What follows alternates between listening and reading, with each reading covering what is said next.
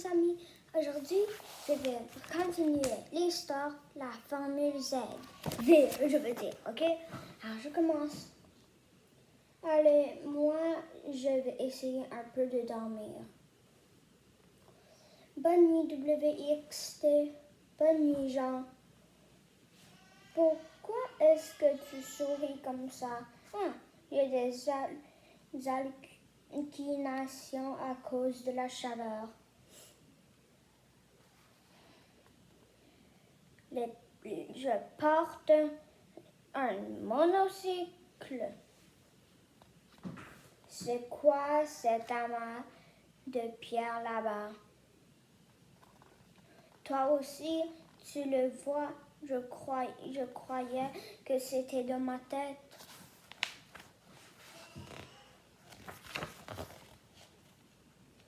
Cool. Un temple Béhépa? Un quoi? Les Béhépa, une ancienne civilisation ayant vécu sur Terre il y a des milliers d'années. Voyons me raconter toutes sortes d'histoires là-dessus. Quand j'étais plus jeune, il y aurait laissé plusieurs constructions sur ce continent. On n'a jamais compris à quoi elles servaient. Attends, tu veux dire qu'on m'aime plus sur le premier continent? Non, on doit être sur les terres jaunes.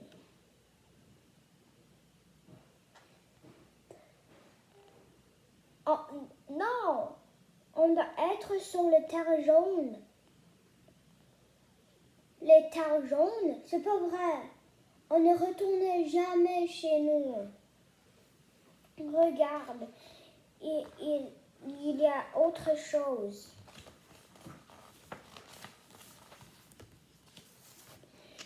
Tu crois que c'est abandonné? Aucune idée. Entrons et on verra bien. Hey oh, il y a quelqu'un. À première vue, ça a l'air vide. On dirait que quelqu'un s'est servi de ces outils récemment. Ah! Waouh! Mais qu'est-ce que... Waouh! Vous avez fait une erreur en entrant ici. Étrangère. Paf, cling, tap, pif. Clic. Plap, plap. On oublie trop souvent, on est ultra entraîné pour gérer ce genre de situation. Plof, plof. Salut, on n'a pas fait connaissance. Moi, c'est Jean. Ne me faites pas de mal. Laissez-moi descendre.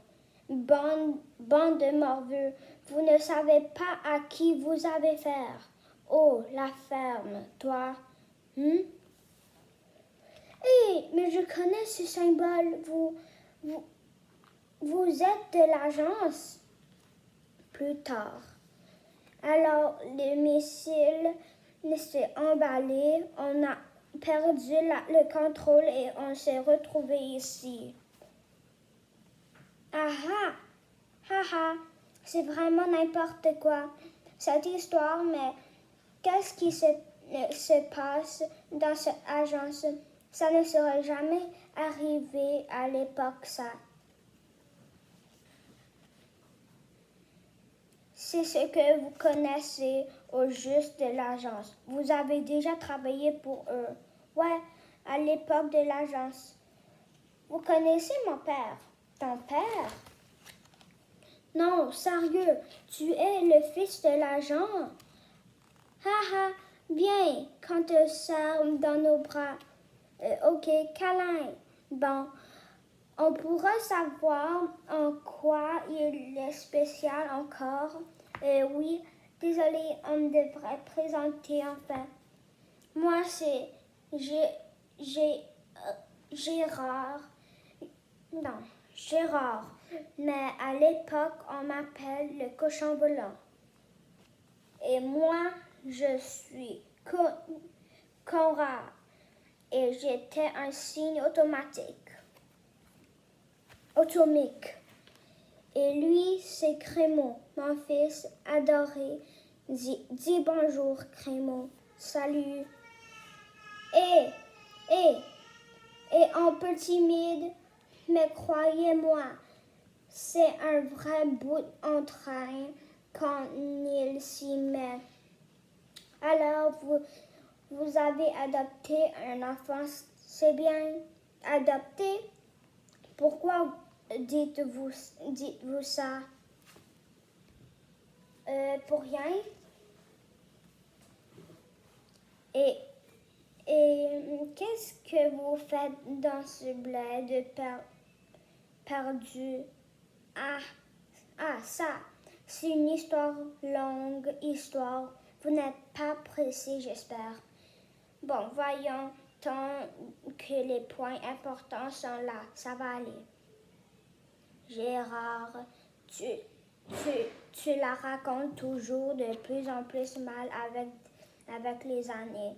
Tu n'as vraiment pas une bonne mémoire.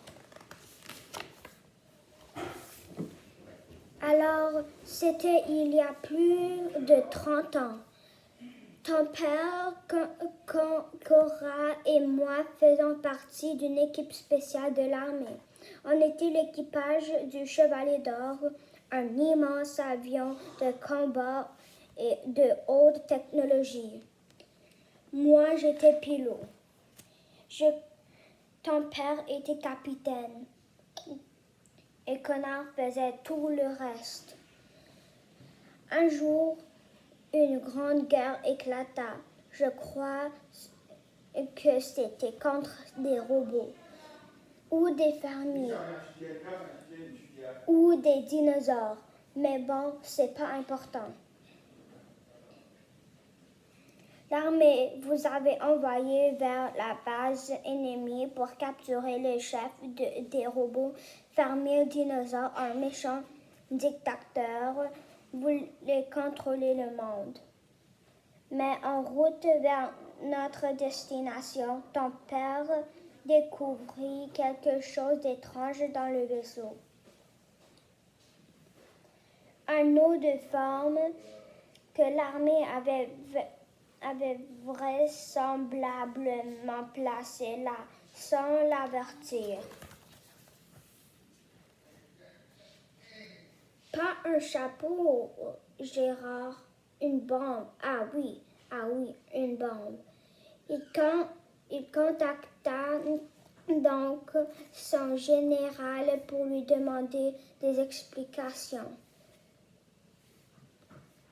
Le plan a changé, capitaine. La bombe additionnée au carburant automatique des moteurs va entraîner une explosion assez grande pour détruire le clan ennemi. La perte du Chevalier d'Or est le prix à payer afin de stopper cette guerre. Comme osez-vous, désolé, mais c'est un ordre. On peut compter sur votre loyer, capitaine. Il y a d'autres moyens d'arrêter les responsables de cette guerre en avoir à tuer des tas d'innocents. Comme osez-vous? Appel terminé. D'un seul regard, nous avons compris ce que ton père comptait faire. Les gars, vous êtes avec moi, toujours.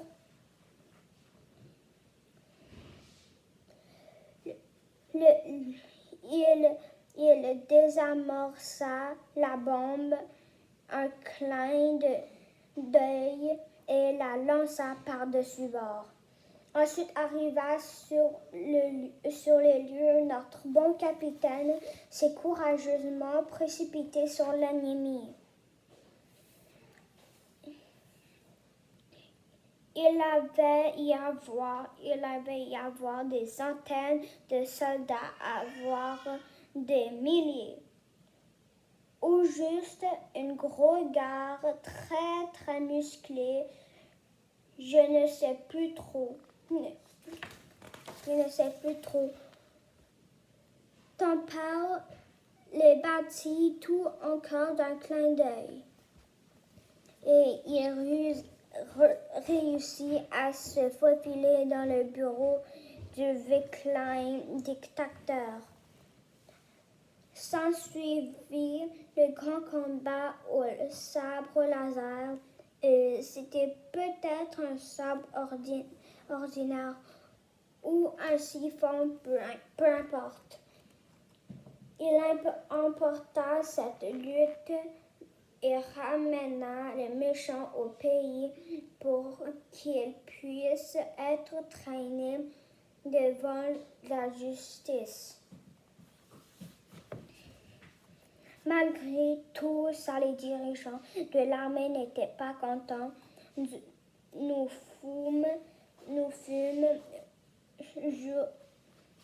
jugés pour haute trahison et condamnés à vie dans la prison Balthazar. Ok, alors aujourd'hui, je vais raconter ici. Demain, je vais continuer. Je vais raconter la suite de cette histoire. Ok, alors je vous vois demain. Au revoir.